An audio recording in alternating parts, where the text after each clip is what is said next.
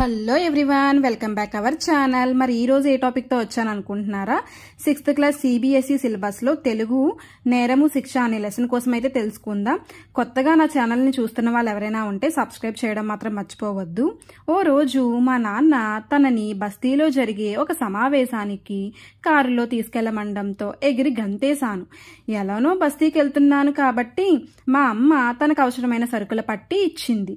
పైగా రోజంతా బస్తీలోనే ఉండాలి కనుక కారు సర్వీసింగ్ తో పాటు చేయాల్సిన ఇతర పనులు కూడా మా నాన్న అప్పగించారు.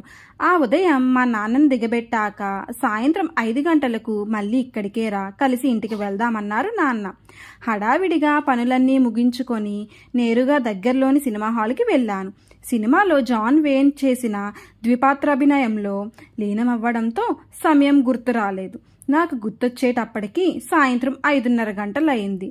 నేను గ్యారేజ్కి పరిగెత్తుకెళ్లి కారు తీసుకొని నా కోసమే ఎదురు చూస్తున్న మా నాన్నను చేరేటప్పటికి సాయంత్రం 6:30 గంటలయింది.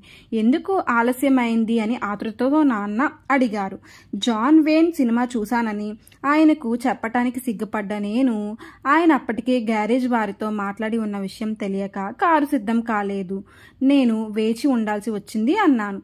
అబద్ధం చెప్తూ పట్టుబడ్డ ఆయన నాతో నిజం చెప్పేందుకు ధైర్యం లేకపోయింది నీకు. నిన్ను పెంచటంలో నేనేదో తప్పు చేశాను. నేను ఎక్కడ తప్పు చేశానో తెలుసుకునేందుకు 18 మైళ్ళు నడిచి ఇంటికి వెళ్తున్నాను. దాని గురించి ఆలోచించు అన్నారు. సూటు బూటు వేసుకుని దర్జాగా ఉన్న ఆయన చీకట్లో దీపాలు లేని ఆ గతుకుల రోడ్డు మీద నడవడం ప్రారంభించారు. ఆయనను వదిలి వెళ్ళలేని నేను, బుద్ధి తక్కువగా నేను ఆడిన అబద్ధం వల్ల ఆయన అనుభవిస్తున్న ఆవేదనను చూస్తూ 5:30 గంటల పాటు ఆయన వెనకే కారు నడుపుకుంటూ వెళ్ళాను. అప్పటికప్పుడే అక్కడికక్కడే ఇక మళ్ళీ అబద్ధం ఆడకూడదని గట్టిగా నిర్ణయించుకున్నాను.